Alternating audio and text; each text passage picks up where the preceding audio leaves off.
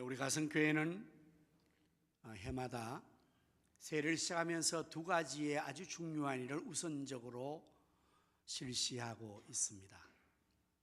그 두 가지는 21일 동안 특별한 새벽기도를 전 성도와 전 가족이 함께 하는 것입니다.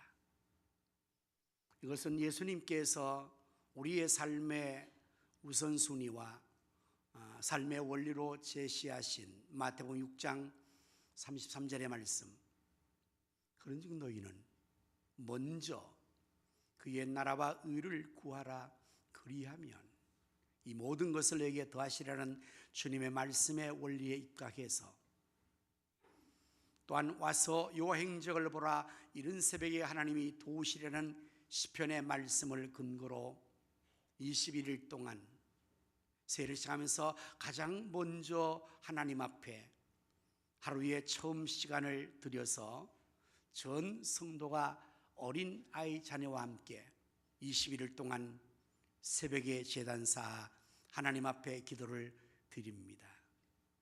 이를 위해서 우리 성도님들은 매일 새벽마다 하나님 앞에 나와서 자신의 시간과 자신의 몸을 드리고 21일 동안 매일마다 비전 씨앗헌금을 드리면서 자신들의 소원을 헌금 드림의 제목으로 매일 드리는 이 일을 실시하여 오고 있습니다.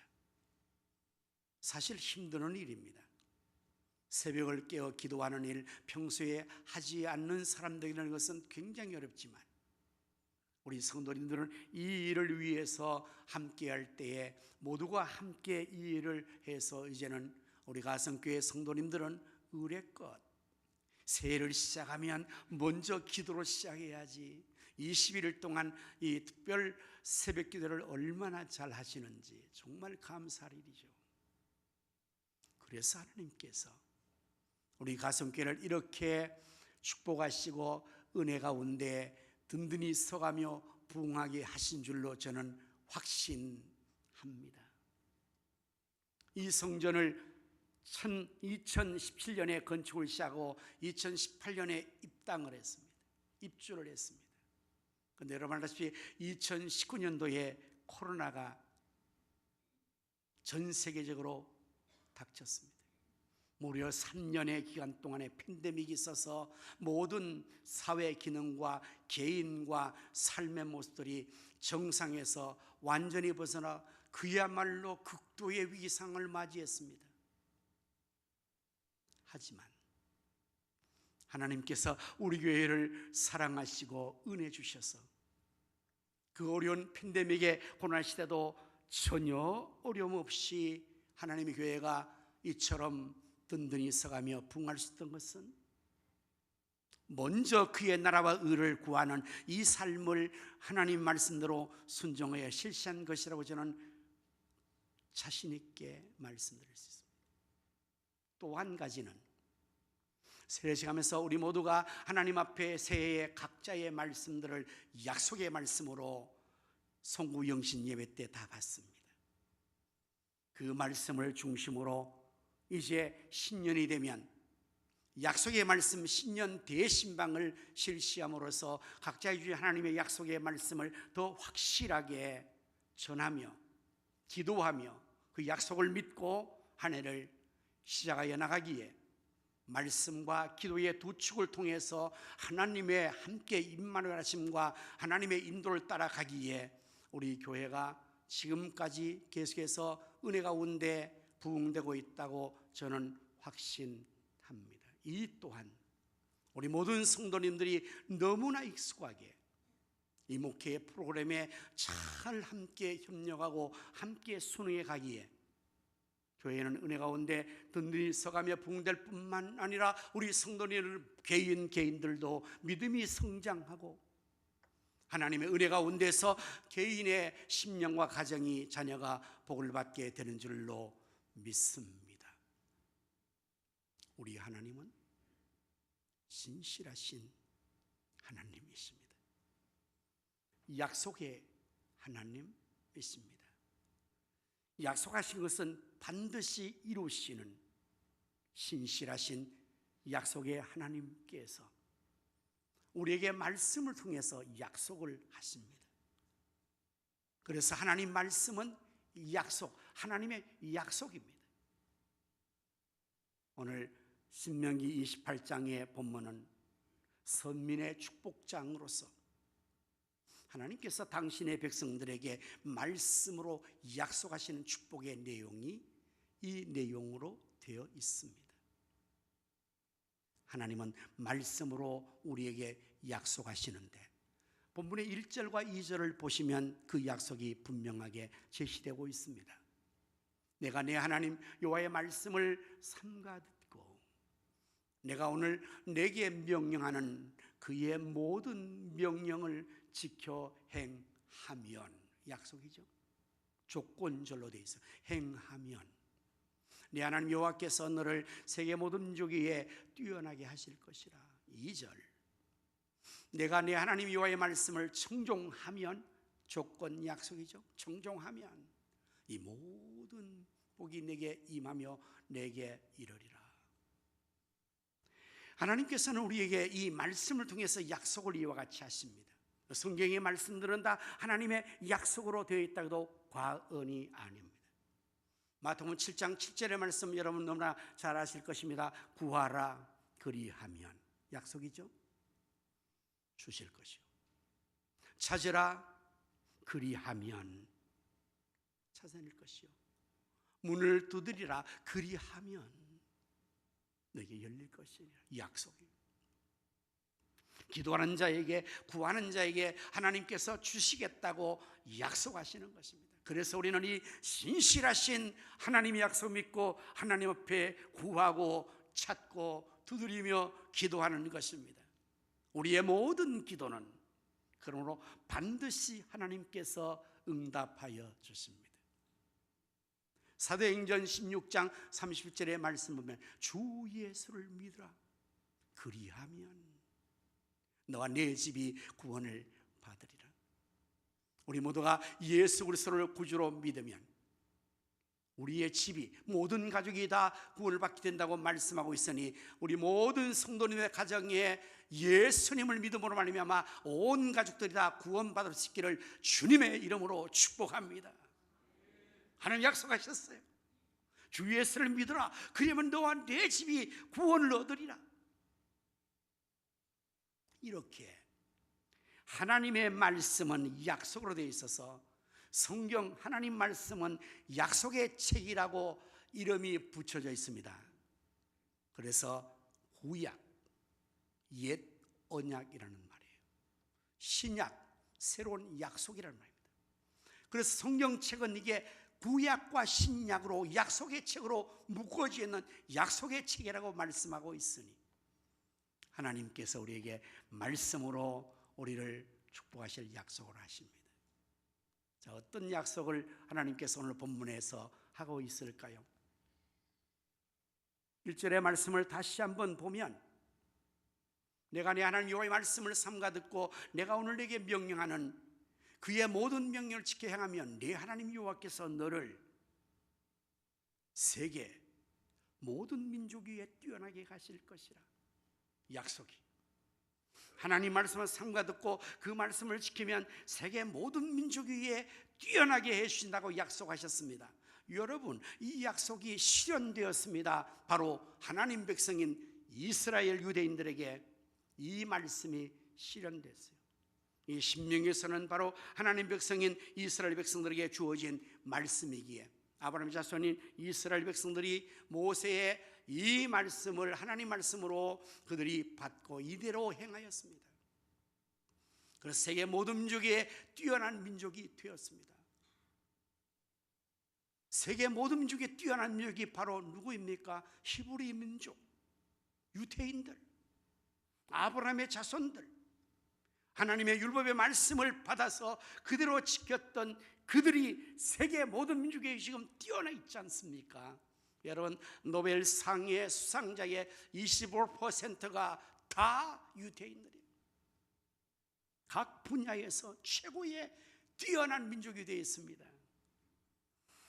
미국이라는 나라는 여러분 알다시피 여러 민족이 함께 어울려서 한 나라를 구성하고 있는 나라가 미국입니다. 그래서 미국을 이제 미합중국이다 이렇게 우리나라 말로 하죠. 그러나 유나이티드 스테이트, 연합된 나라라는 의미예요. 거기는 모든 족속이 다 있습니다. 우리 한국 사람들도 거기에 시민권 얻으면 미국 시민이 되는 거예요.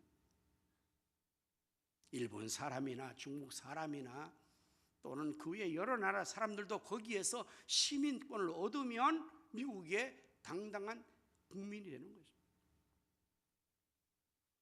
거죠. 미국이라는 나라가 지금 전 세계에서 G1의 나라로 최고의 나라가 되어 있지 않습니까? 이 미국이라는 나라를 구성하는 민족들이 다민족이라고 제가 말씀드리는 것입니다. 그 가운데서 미국의 정치, 경제 모든 분야에서 최고의 리더로 머리가 되어 있는 뛰어난 민족은 바로 다유택이에요. 거의가. 그러니까 이스라엘 나라는 우리나라보다 국토가 그리 넓지도 않지만은 여러분 이스라엘 전쟁이 일어나면 중동의 거대한 아랍 그 연합군들과 싸움에서 단 한 번도 지지 않습니다. 물론 그것은 이스라엘 나라 자체의 힘도 있겠지만은 이스라엘 나라는 그 팔레스타인에 있는 그 나라만이 아니라 전 세계에 흩어진 디아스포라 유대인들이 다 이스라엘 조국을 돕는 것입니다. 막강한 정치적으로, 경제적으로 여러 분야에서 지금 이스라엘 나라 자신의 조국을 돕고 있기 때문에 이스라엘 나라가 강력한 힘을 가지고 지금도 건재하고 있습니다. 하나님은 약속하십니다. 내 말을 삼가 듣고 그 말씀을 지켜 행하면 내가 너로 모든 민족 위에 세계 민족 위에 뛰어나게 해 주실 것이라. 할렐루야. 그런데 여러분들 미국 못지않게 오늘날 전 세계에서 뛰어난 새로운 신흥 민족이 하나 있으니 그 민족은 누구일까요? 그 나라는 어느 나라일까요? 바로 우리나라 코리아입니다. 21세기에 새롭게 등장하고 있는 전 세계에서 최고를 자랑하고 있는 뛰어난 나라가 바로 코리아임을 우리는 다 알고 있습니다. 대단한 역사입니다. 여러분 전 세계 사람들은 코리아를 추모하기 시작했어요. 어떻게 가능했을까요?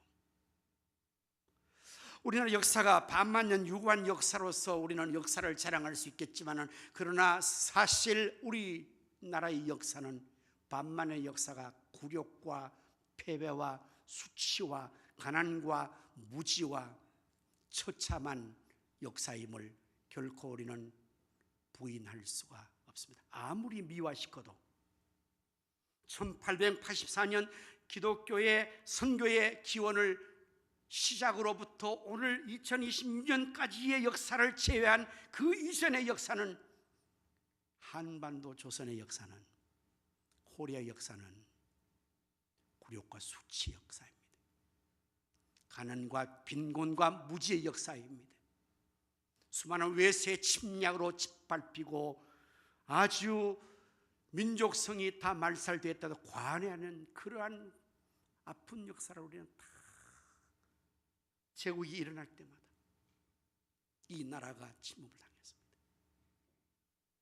그리고 이 나라가 전 세계의 존재 자체가 알려지지 않았던 감춰진 나라, 히든 컨트리라고 했습니다. 나라인데 나라를 알지 못하는 거예요. 제가 92년도쯤에 90년 초에 미국에 이제 상담학 공부 때문에 미국의 남부 루이지애나 주라는 이 아주 미국에 있는 남부 그 학교가 있어 거기를 가봤댔죠. 갔더니 미국 사람들이 우리 우방국 아닙니까? 우리 한국 사람 몰라요. 첫 번째 묻는 것이 Are you Japanese? 일본 사람요? No. Are you Chinese? No. 그럼 너 누구냐 도대체? I am from Korea. Do you know Korea?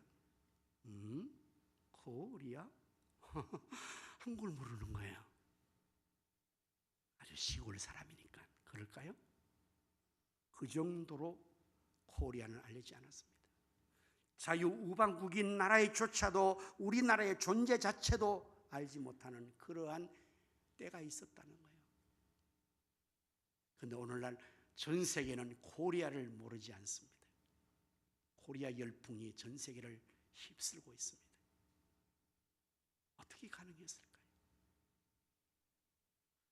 역사가 오래됐기 때문에 자연적으로 정치를 잘해서, 경제가 잘 되어서, 교육을 잘 시켜서, 물론 어느 정도는 그런 것들이 다 복합적인 효과를 냈겠지만,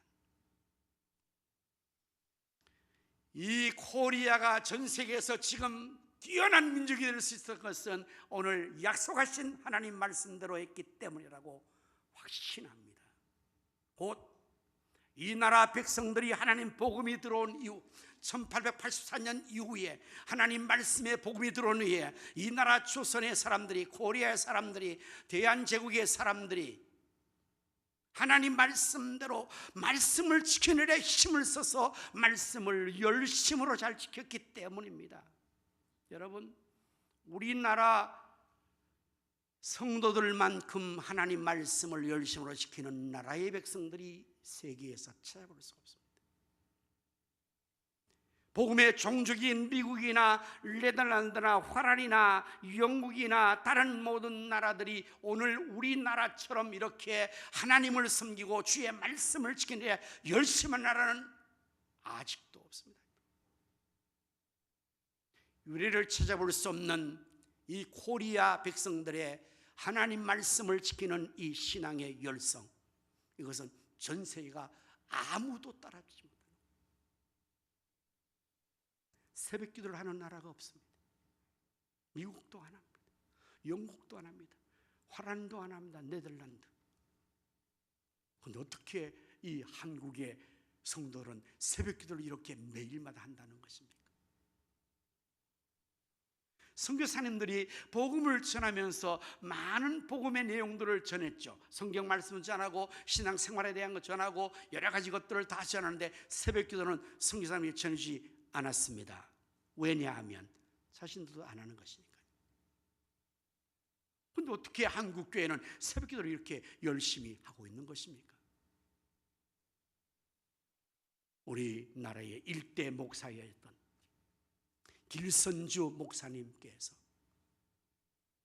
성경을 읽는 가운데서 마금 1장 35절 말씀에 예수께서 일어나 나아가 새벽 미명에 한적한 곳에 가서 기도하시니라, 이 말씀을 읽으면서 예수님께서 새벽 미명에 일어나가 한적한 곳에서 기도를 하셨다네. 이야, 그럼 우리도 예수님 본받아 새벽에 미명에 새벽에 기도하면 좋겠다. 그렇게 시작된 거예요. 새벽 기도는 한국교회의 신토불입니다. 이게 전 세계 크리스찬들이 따라잡을 수 없고 흉내낼 수 없는 한국교회만에 가지고 있는 자랑스러운 신앙의 모습입니다. 여러분, 새벽 기도를 하신 분들 알지만 이게 쉬운 일이 아니에요. 보통 정성과 열을 가지고 새벽 기도 할 수 없는 거죠. 그만큼 주님을 사모하고, 그만큼 하나님을 사모하고, 그만큼 하나님의 은혜를 갈망하고, 그만큼 하나님 말씀을 지고자 하는 노력이 있기 때문에 지금 한국의 모든 교회들이 다 새벽 기도를 하고 있습니다. 우리에게 오랫동안 사역을 하셨던 김경수 선교사님이 이 성전 건축을 주도해서 이루고 나가고, 그리고 나서 그가 원했던 선교의 사명을 감당하러 필리핀에 갔잖아요. 그래서 거기서 사역을 하면서 필리핀 현지의 목회자들을 중심한 엘피스 선교회도 그가 지도하고 주도하는 가운데서 우리가 학생부 비전 트립을 갔죠. 청년부 비전 트립을 거기로 갔죠. 우리 또한 발렌시아 리빙스턴 교회를 건축하고 입당 예배도 갔지요. 처음 갔을 때에 필리핀에 있는 목회자들이 저를 만나서 소원이 있다고 합니다. 그 소원이 무엇이냐 했더니 한국 교회를 방문하고 싶다는 거예요. 들어봤더니 필리핀의 크리스찬들은 이스라엘 성지순례를 가는 것보다 한국 교회를 보는 것이 더 사모하는 바람이라고 얘기합니다. 그래서 우리가 그분들을 초청했지 않습니까? 일주일을 이곳에서 그들을 모셔서 한국교회를 보여주는데 뭘 보여주겠어요? 새벽기도, 특별 새벽기도 기간에 깜짝 놀랄 일이죠. 기도원에 가서 기도원에 기도하는 것을 보여주고, 금요 기도회 하는 것을 보여주고, 바로 이것이 한국교회의 부흥이었다고. 한 걸음 더 나가서 그것이 한국 근대화의 성공의 요인이었다고. 여러분, 어떻게 이 나라 백성이 짧은 순간에 5,000년 죽은 역사도 이루지 못했던 그 역사를 이 단기간 동안에 전 세계 1등 민족이 될 수 있었습니까? 하나님의 약속의 말씀을 붙들고 내 하나님의 말씀을 삼가 듣고 그 말씀을 지켜 행하면 내가 너로 세계 모든 민족 위에 뛰어나게 하실 것이라는 이 약속이 실현된 것입니다. 지금도 하나님은 약속을 이루시는 분이십니다. 개인이, 가정이, 교회가, 나라가 하나님 말씀을 삼가 듣고 그 말씀을 지켜 행하면 하나님은 이 약속대로 세계 민족 위에 뛰어나게 해 주실 것입니다. 이러한 복이 여러분에게 임할 수 있기를 주의 이름으로 축원합니다. 2절의 말씀으로 보면 어떤 약속을 또 주실까요? 내가 내 하나님 여호와의 말씀을 청종하면 내 이 모든 복이 내게 임한다. 이 모든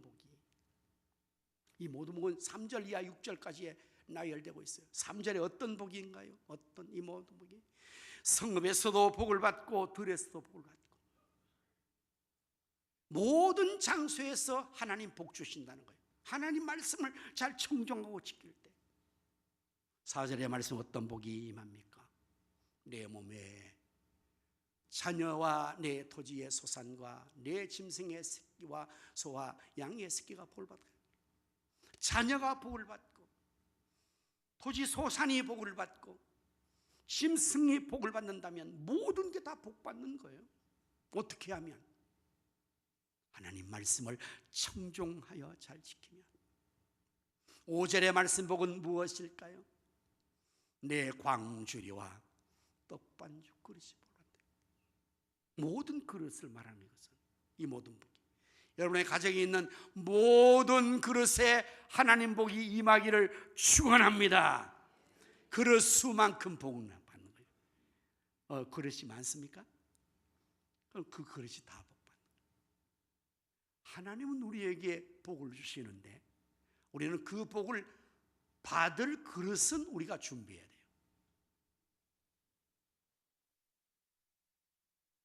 비가 왔을 때, 가뭄의 때에 비가 내리면 그 비를 받아 놓아야 되는데 그릇이 없으면 못 받습니다.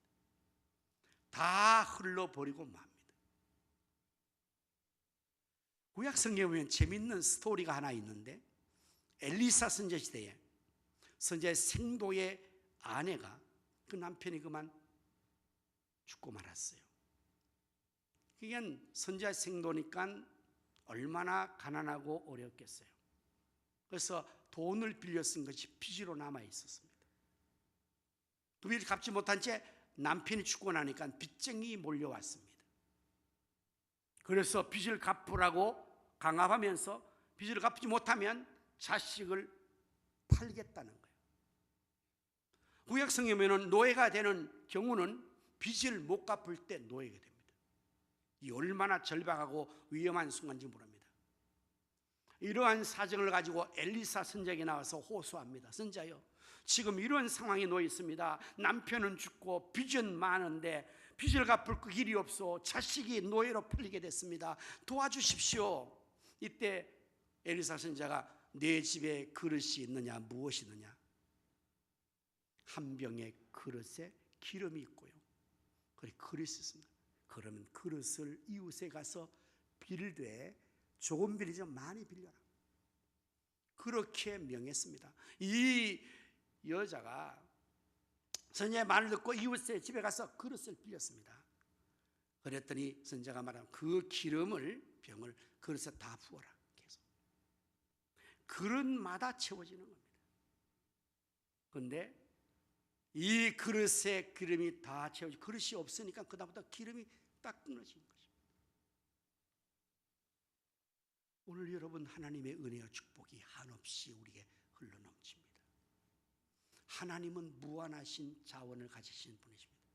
하나님의 창고는 결코 고갈이 없습니다. 그런데 문제는 우리 각자의 그릇마다 하나님은 채우실 것입니다. 믿음의 그릇만큼 채우기에 우리 주님의 약속의 역사들을 보면 언제나 내 믿음대로 될지니라. 내 믿음이 크도다 그러면 큰 은혜 임하고, 믿음이 없는 자들에게는 믿음이 적은 자여 왜 의심하느냐 역사가 일어나지 않는 거예요. 하나님은 능력과 역사심이 변함없어요. 하나님의 무한하심이 언제나 유효하고 역사하시는데, 문제는 우리 자신들이 그 하나님의 은혜를, 하나님의 축복을 받는 그릇이 없으면, 떡반죽 그릇이야 거기에 채워지고 광주력에서 채워질 텐데 아무 그릇이 없어. 그러면 하나님의 은혜와 복을 우리가 받을 수 없습니다. 그러므로 우리도 하나님의 은혜가 필요하고 그 축복을 우리가 넘치게 받기 위해서 우리가 그릇을 빌려와야 돼요. 믿음의 그릇을 준비해야 돼요. 담을 그릇을 준비해야 돼요. 그래서 하나님 앞에 우리가 신앙생활하는 모든 명분들이 그게 다 하나님이 주시는 채우시는 축복의 그릇이 되는 것입니다. 교회 헌금 종교가 너무 많아요. 우리 교회도. 여러분 그 모든 것들이 다 그릇이라고 생각하셔야 돼요. 거기에 여러분이 담아서 드리는 헌금이 하나님께 드려지는 것만이 아니라 하나님의 축복이 그 그릇에 담겨지는 것입니다. 할렐루야.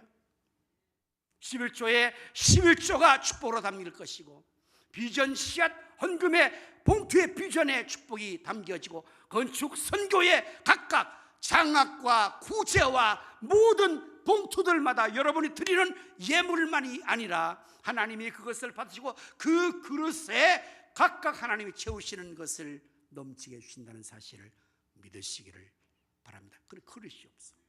근데 그릇이 없어. 아무것도 없어. 하나님의 넘치는 축복이 흘러 충만하게 내리며들고 내 그릇이 없어. 아무도 못 받아서. 그건 어쩔 수 없습니다. 내 광주리와 떡반죽 그릇이 복을 얻으리라. 마지막 6번째는 어떤 복입니까? 들어와도 복을 받고 나가도 복을 받을 것이니라. 이렇게 복을 받으면 세계 민족에 뛰어나지 않을 수가 없겠죠. 여러분 코리아가 어떻게 이렇게 세계 민족에 뛰어나게 됐습니까? 복을 받았으니까. 경제의 복을 받았으니까. 원조 받던 나라가 원조 주는 나라가 됐고, 문화의 복을 받았으니까 제 문화가 전 세계로 확산돼 나갈 수 있는 것이고, 만약에 우리나라가 그런 것이 없이도 전 세계 1등가 된다고요? 천만의 말씀 있을 수가 없어요. 1973년 여의도 빌리그람 전도대회를 기점으로 70년도에 복음의 놀라운 부흥이 이 한국에서 임하여서 13년 빌리그람 전도대회, 14년 엑스폴로 세계대회, 80년대에 민족대 복음화대, 70년대와 80년대가 우리나라가 가장 경제로 열악한 그때임을 여러분 경험하셨잖아요. 50년 전쟁이 일어나고 60년대 채더미 속에서 아직도 나라가 건국한 이후에 기초를 잡지 못하는 그 어려운 상황 속에서 극빈의 가난이 우리에게 있었던 거거든요. 그러나 그때 하나님 말씀이 임하고 복음이 임했을 때 우리가 열심으로 모여서 기도할 뻔한 교회가 부흥되어서 주의 말씀을 지키는 일에 새벽 밤낮 할 것 없이 열심히 주의 말씀을 듣고 청종하고 지킨 결과 하나님께서 놀라운 교회의 복만 준 것이 아니라 코리아는 근대화를 성공시킬 수 있겠단 말이에요. 여러분, 이것은 전 세계가 이루지 못했던 겁니다. 이거는 근대화를 성공시킨 나라가 없어요. 그러니까 지금도 이 아시아 쇼엔에 있는 많은 나라들이 여전히 그 극빈의 상황과 그 미개한 상황을 벗어나지 못하고 있잖아요. 지난 주간에 제가 캄보디아에 가서 시엠립 두 번째 도시에 가서 전도를 했는데 놀라운 열성과 부흥을 그들이 했어요. 80%가 다음 자녀 세대가 참석했습니다. 우리는 그렇게 다 믿었죠. 이야, 이제 캄보디아의 미래가 밝다. 이 젊은 아이들이 복음 안에서 하나님의 말씀대로 다 신앙으로 열심히 하면 될 것이다 라고 다 좋은 전망은 했지만 저는 퀘스천 마크를 붙였어요. 가봐야 알지. 왜냐하면 복음 따로 나라 따로 가거든요.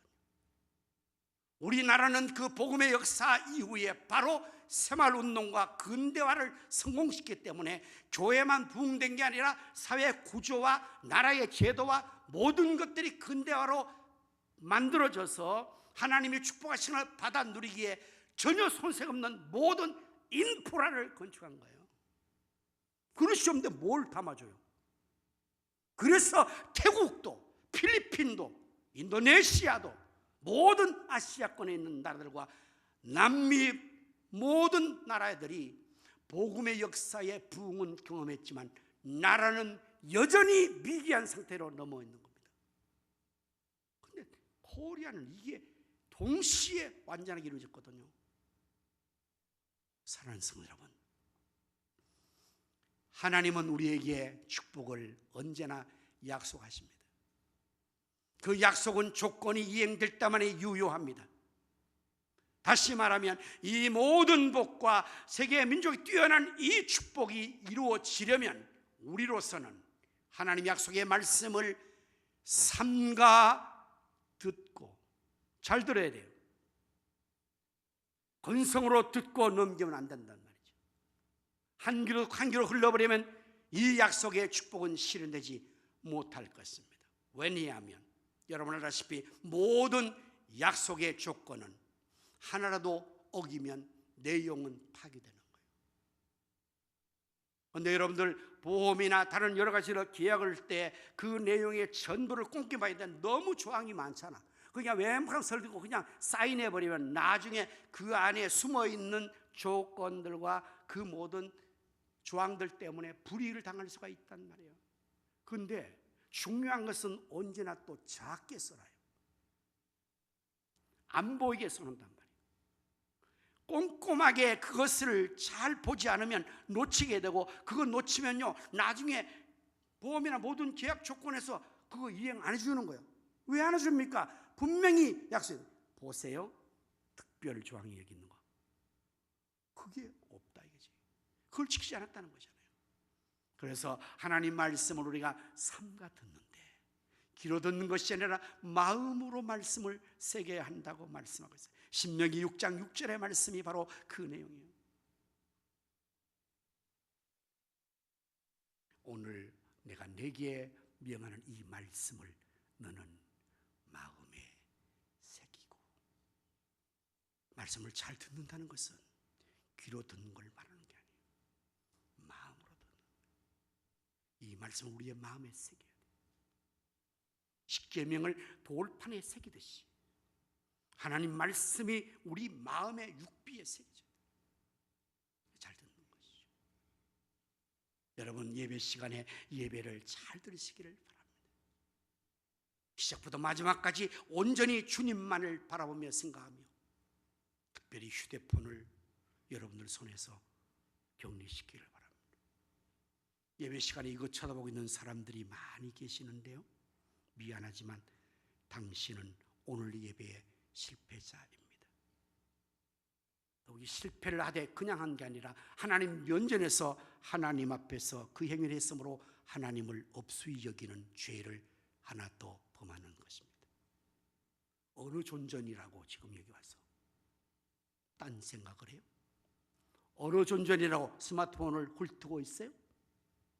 여러분이 예배 왔으므로 성공했다고 착각하지만 하나님께서는 그 예배를 받지 않으신다는 거예요. 그러므로 하나님의 예배하는 자는 신령과 진정으로 성령과 진정으로 할 것이라. 마음을 다하고 목숨을 뜻을 다하여 하나님만을 집중해서 옆 사람과도 관계를 하지 않는 것이 하나님 예배드리는 자세란 말이에요. 잘 청종해야죠. 잘 들어야죠.